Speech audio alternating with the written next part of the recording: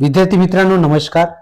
पुन्हा अजून आपण एक व्हिडिओ तयार घेऊन आलेलो आहे, ज्यामध्ये एमपीएससी ग्रुप सी आणि एमएससी परीक्षा या संदर्भामध्ये असणारा महत्त्वाचा टॉपिक्स म्हणजे राज्यघटनेतील कलमे. महत्त्वाची जे कलमे आहे राज्यघटनेवरती या परीक्षेला विचारण्यात येतात. प्रत्येक आपल्या प्रश्नपत्रिका आपण इथे 5 पाहणार आहे. प्रत्येक प्रश्नपत्रिकेमध्ये 5 प्रश्नांमध्ये 5-5 प्रश्न असणार आहे. प्रत्येकी 2 गुण मार्क्स, म्हणजे प्रत्येकी 10 मार्क्सची 10 मिनिटासाठी प्रत्येक प्रश्न हा 2 गुणांचा असणार आहे. तर वेळ न घालवता आपण सुरुवात करूया पहिल्या प्रश्नांपासून. परंतु त्याआधी जर तुम्ही आपल्या चॅनलवर जर नवीन असाल तर चॅनलला सबस्क्राईब करून घ्या, बेल आयकॉनवर क्लिक करा. त्यामुळे तुम्हाला अशी इम्पॉर्टंट जे व्हिडिओ आहे, जे सराव प्रश्न जे आहे कलमांवरती, राज्यघटनेवरती आणि प्रत्येक सेट परीक्षेमध्ये येणाऱ्या राज्यघटनेच्या टॉपिक्सवरती आणि जे एमपीएससी ग्रुप सी या घटनेच्या टॉपिक्सवरती जे आहे कलमांवरती, तर हा प्रश्न खूप इम्पॉर्टंट आहे, महत्वाचे प्रश्न आहे. शेवटपर्यंत नक्की पहा. यामधला कोणताही प्रश्न तुम्हाला येऊ शकते आणि येणार म्हणजे येणार. कसं आहे, स्पष्टीकरणासहित आपण या इथे मांडण्याचा प्रयत्न करणार आहोत. सुरुवात करूया आपण पहिल्या प्रश्नापासून. पहिला प्रश्न आहे, भारतीय राज्यघटनेचे कलम 14 कोणत्या तत्वाशी संबंधित आहे? 4 पर्याय दिलेले आहे आणि या 4 पर्यायामधून आपल्याला एक पर्याय निवडायचा आहे.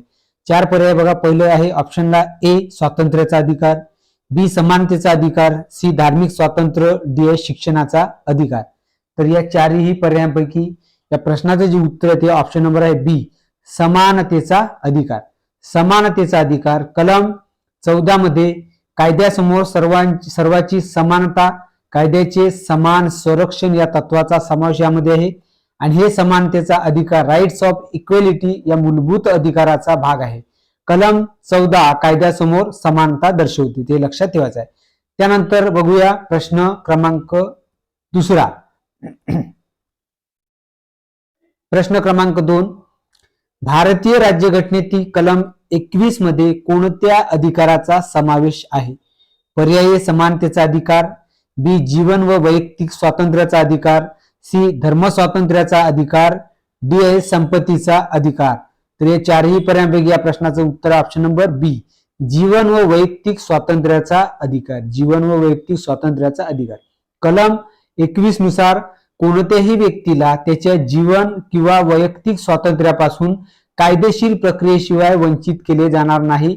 यामध्ये सन्मानाने जगण्याचा हक्क, गोपनीयतेचा हक्क यांचा समावेश न्यायालयीन निर्णयाद्वारे करण्यात आला आहे.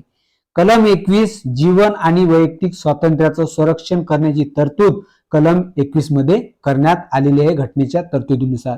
त्यानंतर प्रश्न क्रमांक तिसरा पाहूया. राज्यघटनेतील कलम 32 कोणत्या बाबतीत संबंधित आहे? पर्याय आहे ए मूलभूत कर्तव्य, बी घटना दुरुस्तीची प्रक्रिया, सी घटनात्मक उपायांचा अधिकार, डी वित्तीय तरतूद. तर या चारही पर्यायांपैकी या प्रश्नाचं उत्तर ऑप्शन नंबर सी, घटनात्मक उपायांचा अधिकार कलम 32 मध्ये त्याची तरतूद आहे. घटनात्मक उपायांच्या अधिकारांमध्ये कलम 32 हे डॉक्टर बाबासाहेब आंबेडकर यांनी संविधानाचे हृदय व आत्मा असे म्हटले या कलम 32 ला. कारण या कलमानुसार मूलभूत अधिकारांच्या अंमलबजावणीसाठी सर्वोच्च न्यायालयाकडे जाण्याचा अधिकार दिला आहे. यामध्ये 5 प्रकारच्या रिट्स याचिका आहे, जसे हॅबिस कॉर्पस, मेंडेमस, प्रोहिबिशन्स आणि कॉर्ट वॉरंट आणि सर्टिरियर. यांचा जो आहे ते समावेश यामध्ये होतो. तर त्या पद्धतीचं कलम 32 जे आहे ते घटनात्मक उपायांचा अधिकार आहे आणि हे घटना कलम 32 जे आहे ते हे आपल्या संविधानाचे हृदय आणि आत्मा म्हणून ओळखल्या जाते. त्यानंतर प्रश्न क्रमांक 4 पहा. भारतीय राज्यघटनेतील कलम 368 कोणत्या विषयाशी संबंधित आहे? पर्याय: संसदेचे अधिकार, बी राज्यघटनेतील दुरुस्तीची प्रक्रिया, सी न्यायव्यवस्थेची रचना, डी निवडणूक आयोग. या चारही पर्यायांपैकी या प्रश्नाचं उत्तर ऑप्शन नंबर बी, राज्यघटनेतील दुरुस्ती, घटनेची दुरुस्ती, घटना दुरुस्ती प्रक्रिया जी आहे ही राज्यघटनेतील घटना दुरुस्तीची प्रक्रिया कलम 368 नुसार संसदेला राज्यघटनेत दुरुस्ती करण्याचा अधिकार आहे. ही दुरुस्ती साध्या बहुमताने किंवा विशेष बहुमताने किंवा काही प्रकरणांमध्ये राज्यांच्या मान्यतेने केली जाते. कलम 368 ही घटना दुरुस्तीची तरतूद यामध्ये केली आहे. त्यानंतर प्रश्न क्रमांक 5, भारतीय राज्यघटनेतील कलम 21A मध्ये काय नमूद केले आहे? पर्यायी मार्गदर्शक तत्वे, बी मूलभूत कर्तव्य, सी राज्याचे धोरण निर्देशक तत्वे, डी आहे आपत्कालीन तरतुदी. या चारही पर्यायांपैकी या प्रश्नाचं जे उत्तर आहे ते आहे ऑप्शन नंबर बी मूलभूत कर्तव्य. बघा, मूलभूत कर्तव्य कलम 51A मध्ये नागरिकांची मूलभूत कर्तव्य नमूद केलेली आहे. सध्या एकूण 11 कर्तव्य आहे. 86व्या घटना दुरुस्ती 2002 नंतरची, उदाहरणार्थ राष्ट्रीय एकता अखंडता राखणे, पर्यावरण संरक्षण करणे आणि वैज्ञानिक दृष्टिकोन विकसित करणे हा मागील त्याचा उद्देश आहे. आणि यामध्ये कलम 51A हे मूलभूत कर्तव्य आहे आपल्या भारतीय घटनेनुसार. त्यानंतर प्रश्न क्रमांक 6 पहा. खूप महत्वाचे प्रश्न आहे. या प्रश्नामध्ये एमपीसी ग्रुप सी आणि राज्य जे MS सेट परीक्षा आहे ज्यांचा जो पहिला पेपर आहे, पहिल्या पेपरमध्ये कोणत्याही घटनेवरची जी आहे ते कलमावरती प्रश्न विचारू शकते. त्यानंतर प्रश्न क्रमांक 6 पहा. भारतीय राज्यघटनेतील कलम 19 कोणत्या मूलभूत अधिकाराशी संबंधित आहे? पर्याय शिक्षणाचा अधिकार, बी स्वातंत्र्याचा अधिकार, सी समानतेचा अधिकार, डी सांस्कृतिक व शैक्षणिक अधिकार. या चारही पर्यायांपैकी या प्रश्नाचं उत्तर ऑप्शन नंबर बी स्वातंत्र्याचा अधिकार. कलम 19 मध्ये नागरिकांना 6 प्रकारची स्वातंत्र्य दिली आहे. यामध्ये अभिव्यक्ती स्वातंत्र्य, शांततेने सभेला जमण्याचे स्वातंत्र्य अधिकार, त्यानंतर संघटना स्थापन करण्याचा अधिकार, त्यानंतर देशभर मुक्तपणे फिरण्याचा अधिकार आणि त्यानंतर कुठेही वास्तव्य करण्याचा अधिकार आणि शेवटी कोणताही व्यवसाय करण्याचा अधिकार यांचा समावेश आहे. कोणत्या कलमामध्ये?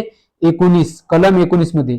जर तुम्हाला या 6ही स्वातंत्र्यापासून जर कोणी अडवत असेल तर त्यांच्यावरती तुम्ही कायदेशीर कारवाई करून त्यांच्यावरती जे आहे ते तुम्ही केस करून तुम्ही या कलम 19 अंतर्गत त्यांच्यावरती गुन्हा नोंदवण्यासाठी तुम्ही प्रक्रिया जी आहे ते करू शकतात. त्यानंतर प्रश्न क्रमांक आता 7 पहा. 7वा प्रश्न आहे भारतीय राज्यघटनेतील कलम 25 कोणत्या अधिकाराशी संबंधित आहे? पर्याय आहे ए धर्म स्वातंत्र्याचा अधिकार, बी भाषेचा अधिकार, सी संपत्तीचा अधिकार आणि डी आहे माहितीचा अधिकार. या चारही पर्यायांपैकी या प्रश्नाचं उत्तर ऑप्शन नंबर ए स्वातंत्र्याचा अधिकार. कलम कितव्या?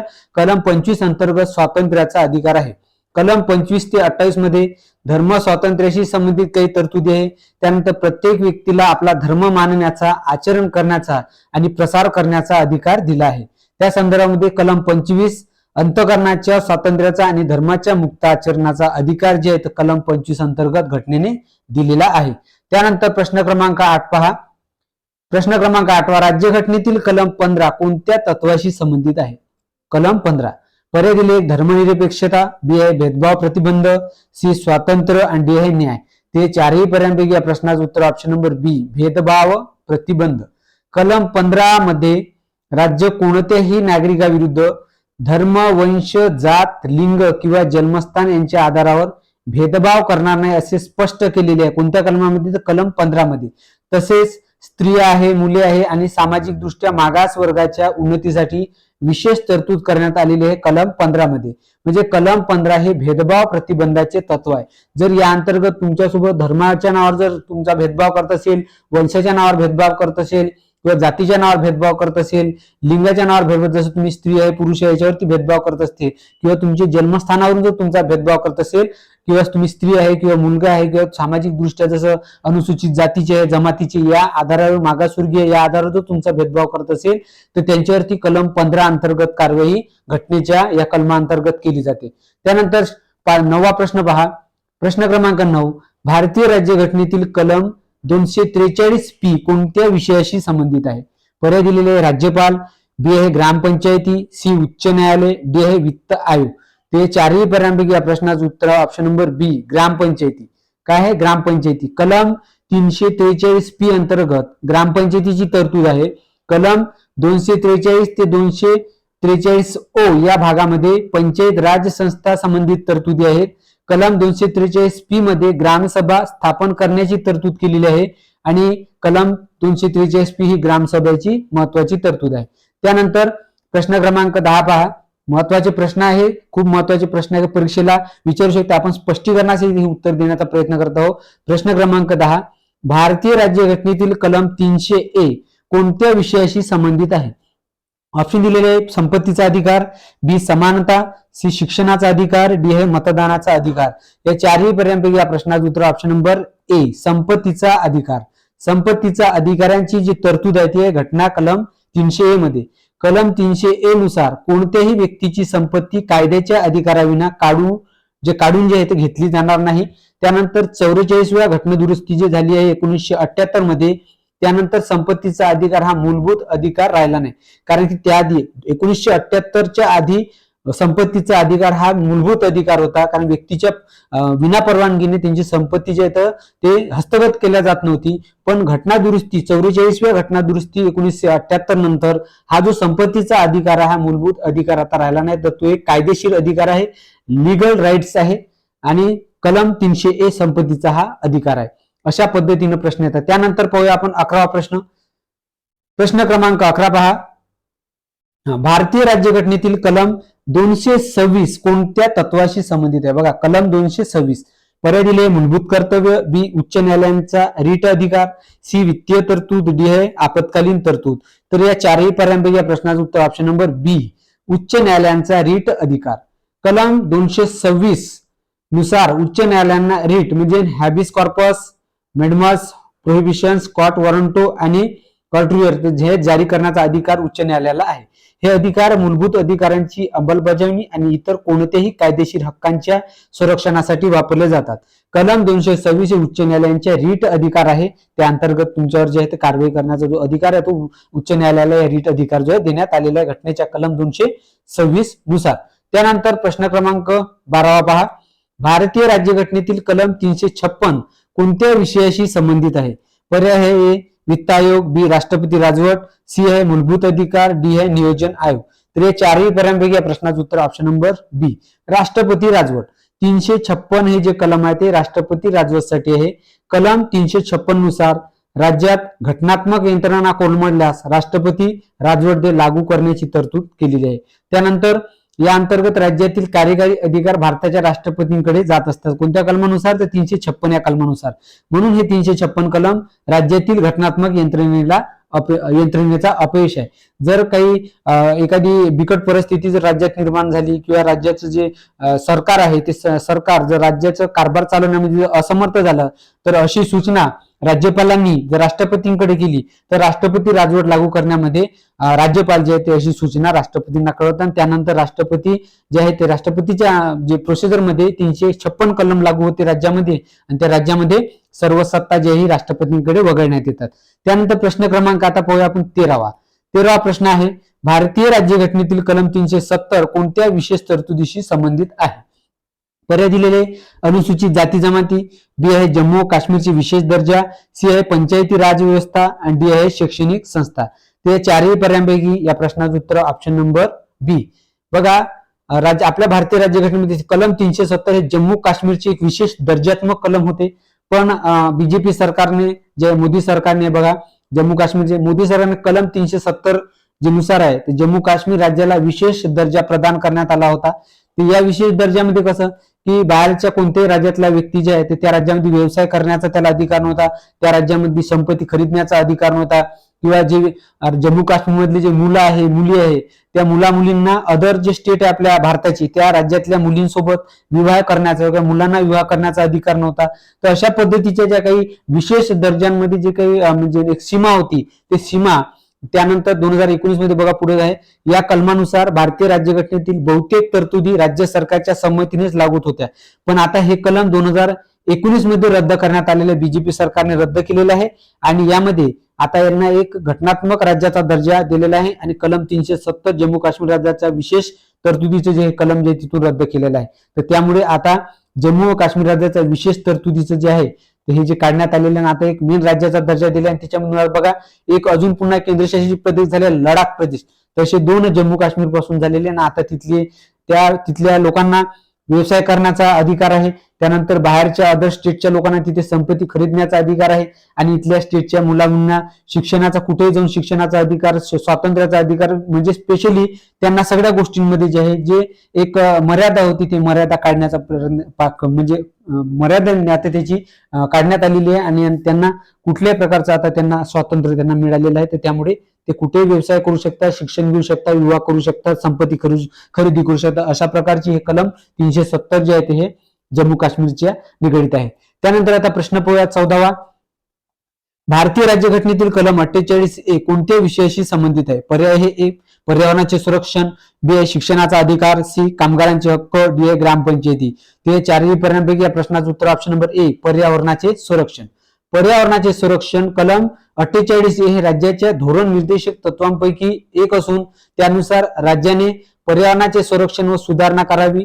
वन आणि वन्यजीवांचे संरक्षण करणे हे राज्याचे कर्तव्य आहे. कलम 48 ए मध्ये पर्यावरणाचे संरक्षण करण्याची तरतूद करण्यात आलेली आहे. त्यानंतर विद्यार्थी मित्रांनो 15वा प्रश्न पहा. भारतीय राज्यघटनेतील कलम 51 कोणत्या विषयाशी संबंधित आहे? पर्याय आहे आंतरराष्ट्रीय शांतता व सुरक्षा, बी मूलभूत कर्तव्य, सी वित्त आयोग, डी राज्यपालांची नियुक्ती. या चारही पर्यायांपैकी या प्रश्नाचं उत्तर ऑप्शन नंबर ए आंतरराष्ट्रीय शांतता व सुरक्षा याशी कलम 51 निगडीत आहे. आंतरराष्ट्रीय शांतता व सुरक्षा कलम 51 नुसार भारताने आंतरराष्ट्रीय शांतता, सुरक्षा, न्याय, समानता व परस्पर मैत्रीपूर्ण संबंध प्रस्थापित करण्याचा प्रयत्न करावा. हे राज्याच्या धोरण निर्देशक तत्वांपैकी एक महत्वाचे तत्व आहे. त्यामुळे कलम 51 आंतरराष्ट्रीय शांतता व सुरक्षा जे आहे यांच्याशी निगडीत आहे. त्यानंतर प्रश्न क्रमांक 16. प्रश्न क्रमांक 16 पहा. भारतीय राज्यघटनेतील कलम 75 कोणत्या विषयाशी संबंधित आहे?